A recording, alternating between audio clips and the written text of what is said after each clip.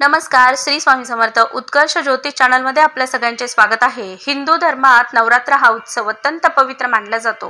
देवीचे उपासक या दिवसाची आतुरतेने वाट पाहत असतात। या 9 दिवसांमध्ये दुर्गा देवीच्या 9 रूपांचे पूजन केले जाते। या काळात अनेक भाविक उपवास करतात। नवरात्रीचा पहिला दिवस विशेष मानला जातो कारण या दिवशी घटस्थापना करण्याची परंपरा आहे। तर आजच्या व्हिडिओमध्ये आपण शारदीय नवरात्र 2024 च्या घटस्थापनेचा मुहूर्त आणि घटस्थापनेची शुभविधी जाणून घेणार आहोत। नवरात्र उत्सवाची सुरुवात ही प्रतिपदा तिथीला घटस्थापनेपासून होते व या दिवशी घटस्थापना किंवा कलशस्थापना केली जाते। परंतु ही घटस्थापना कलशस्थापना शास्त्रानुसार विधीनुसार होणे गरजेचे आहे। यामध्ये एकही चूक होता कामा नये। आजच्या या व्हिडिओमध्ये आपण घटस्थापना कशी करायची याबाबतची संपूर्ण माहिती जाणून घेणार आहोत। चला तर मग जाणून घेऊया विशेष माहिती। अश्विन महिन्याच्या शुक्ल पक्षाची प्रतिपदा तिथी 3 ऑक्टोबर 2024 रोजी आहे। शारदीय नवरात्राची सुरुवात गुरुवार दिनांक 3 ऑक्टोबर पासून होणार असून घटस्थापना ही याच दिवशी केली जाणार आहे। या दिवशी घटस्थापनेचा शुभ मुहूर्त बघूया। घटस्थापनेचा शुभ मुहूर्त सकाळी 6:15 पासून ते 7:22 पर्यंतचा असणार आहे। या वेळेत घटस्थापना केल्यास अतिशय उत्तम असेल। यानंतरचा अभिजित मुहूर्त जो आहे तो सकाळी 11:46 पासून ते दुपारी 12:33 पर्यंतचा असणार आहे। हिंदू धर्मात कोणत्याही शुभ कार्यापूर्वी कलशाची प्रतिष्ठापना करण्याची पद्धत आहे, कारण कलश हे सर्व मांगल्याचे प्रतीक मानले जाते। तसेच कलशाच्या मुखात भगवान विष्णू, गळ्यात भोलेनाथ आणि मूळ भागात ब्रह्माजी निवास करतात आणि सोबतच कलशाच्या मध्यभागी देवीचा वास असतो। याशिवाय घट हा ब्रह्मांडात अस्तित्वात असलेल्या शक्तींचे प्रतीक देखील मानले जाते। फक्त घट किंवा कलश मांडल्यानेही घरातील वास्तूतील दोष कमी होतो आणि केलेले पूजन सफल होते। म्हणून कोणत्याही पूजेच्या वेळेस कलश पूजन हे अवश्य केले जाते। नवरात्रीच्या या दिवसात कुळाचार म्हणून अनेक घरांमध्ये घटस्थापना करण्याची पद्धत आहे, परंतु शास्त्रशुद्ध पद्धतीने घट घरात कसा बसवावा याची सखोल माहिती बघूया।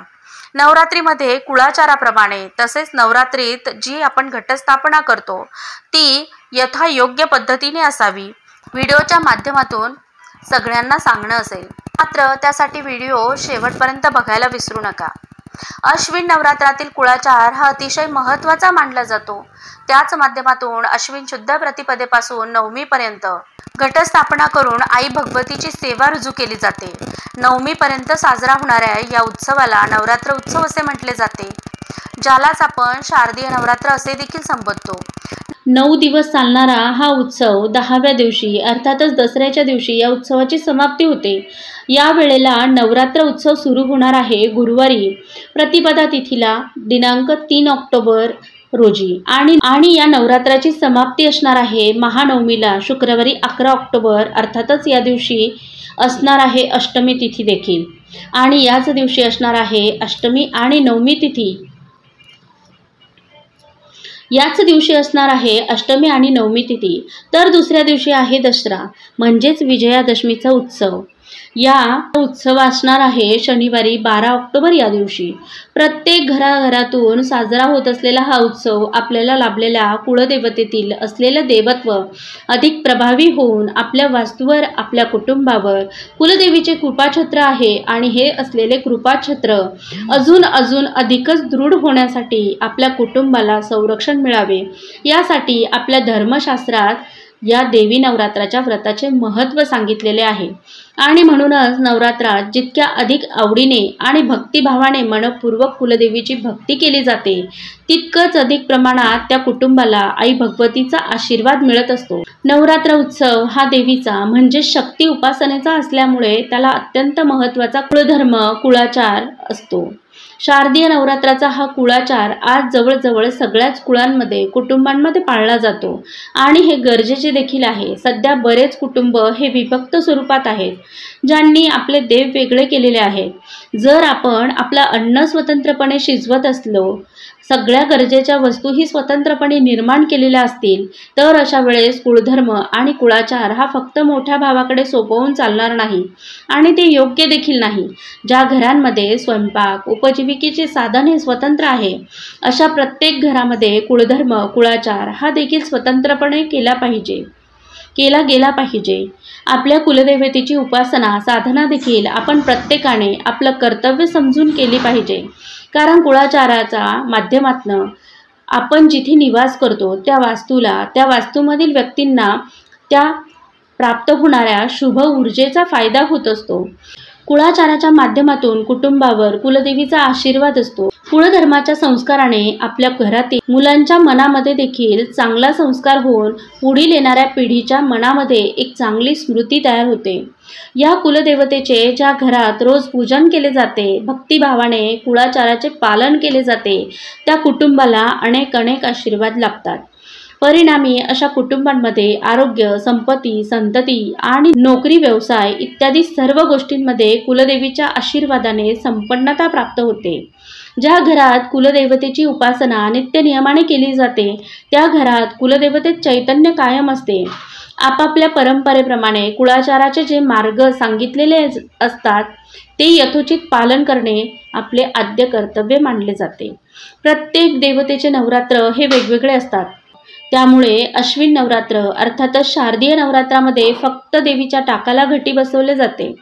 काही घराण्यांमध्ये अज्ञान असल्यामुळे सर्वच देवांना नागवेलीच्या पानावर ठेवून घटस्थापना केली जाते, मात्र ही पद्धत संपूर्णपणे चुकीची असून देवी नवरात्रात फक्त आणि फक्त देवीच्या टाकालाच, तुमच्या घरात देवाऱ्यात असलेल्या कुलदेवीच्या टाकालाच घटी बसवावं व इतर देवांची यथायोग्य नेहमीप्रमाणे रोज पूजा अभिषेक करावी। घटस्थापना केल्यानंतर देवीचे स्तोत्र मंत्र पठण करावेत। दुर्गा सप्तशतीच्या पाठाचेही वाचन करावे। दुर्गा सप्तशतीचे पाठ किती करावेत, कसे करावेत याचा स्वतंत्र व्हिडिओ पुढचा येणार आहे, त्याचाही आपण नक्कीच फायदा घ्यावा।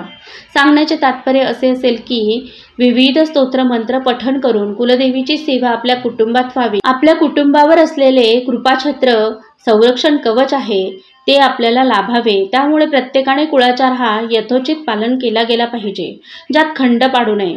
आपल्याला चांगल्या कल्याणकारक शक्तीचा अनुभव यावा असं वाटत असेल तर परंपरेने चालत आलेले आपले उत्सव कुळाचार अगदी मनापासून आणि श्रद्धेने पालन करावे।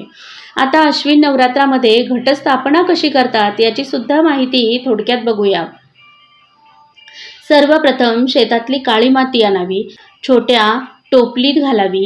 काळी माती घेताना ती स्वच्छ करून कोरडी असल्यास चाळून घेतली तरी हरकत नाही। त्यावर थोडे गहू पेरावेत आणि पाणी शिंपडून घ्यावे। या मातीला वेदी असं देखील म्हटलं जातं, म्हणून या मातीचे पूजन करताना ओम वेदिकाय नमः म्हणून गंध फूल वाहून पूजन करावे। नंतर त्या मातीवर थोडे पाणी शिंपडावे। या टोपलीतील मातीवर मध्यभागी घटस्थापना करावी। घटस्थापना म्हणजे एक मातीचा घट आणून तो ठेवावा, त्याच्या गळ्याला 11 वेढे असलेले कंकण बांधावे। या घटाला हळदी कुंकवाची बोटं काढावीत। कलशात पाणी घालून थोडे गंगाजल घालावे। पैसा, सुपारी, हळद कुंकू घालावे।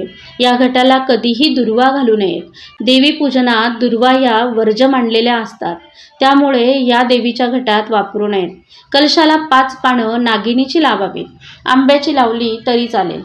त्यावर नारळ ठेवावा। आता या नारळाऐवजी काही ठिकाणी घटावरच ताम्हण ठेवून त्यात देवीच्या टाकाला स्थापन केलं जातं।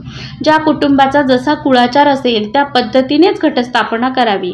हे घटस्थापना केल्यानंतर पहिल्या दिवशी नागवेलीच्या 9 पानांची माळ घालावी। नवरात्रीच्या 9 दिवसात देवीच्या 9 रूपांचे पूजन केले जाते। यापूर्वीच्या व्हिडिओमध्ये देवीची 9 रूपं, 9 माळा आणि 9 नैवेद्य यांची यथोचित माहिती आपण बघितलेली आहे।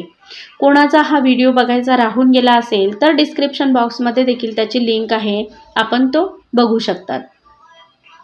त्यानंतर घटाच्या समोर एक अखंड दीप लावायचा आहे। काही घरांमध्ये मातीचा मोठा दिवा लावला जातो, काही घरांमध्ये दगडाचा दिवा लावला जातो। कोणी नंदादीप लावत असाल, जो कोणता दीप तुम्ही लावत असाल त्या दिव्याची यथोचित पूजा करावी आणि तो दिवा प्रज्वलित करावा। दिवा जमिनीवर लावू नये, ठेवू नये। एका छोट्या पाटावर थोडं तांदळाने स्वस्तिक काढून त्यावर दिवा ठेवावा। दिव्याची ज्योत ही घटाकडे असावी। मिनमिनता प्रकाश घटासमोर असावा। बाजूला सर्व देव घटाशेजारी न ठेवता फक्त देवीचा टाक स्थापित करावा। आता देवीचा टाक स्थापित करताना त्या टाकाला षोडशोपचारे पूजन करावे। छान गोडधोड नैवेद्य द्यावा। आईसाहेबांना अभिषेक घालावा। त्यानंतर नैवेद्य द्यावा। त्यांना विनंती करावी, आईसाहेब आत घटी बसा, अशी विनंती करून तुम्ही जी सेवा करणार आहात त्या सेवेचा संकल्प करून 9 दिवसात एवढी सेवा आम्ही आपल्या चरणी रुजू करणार आहोत. सर्व कुटुंबियांनी मिळून या 9 दिवसात आई भगवतीची यथाशक्ती सेवा करावे. विविध स्तोत्र मंत्रांचे पठण करावे, ज्यायोगे तुमच्या कुटुंबाला असलेल्या सर्व समस्यांचे निवारण होऊन आई भगवतीचा आशीर्वाद तुमच्या कुटुंबाला मिळेल यात शंकाच नाही. व्हिडिओ आवडल्यास लाईक शेअर करा. धन्यवाद. श्री स्वामी समर्थ.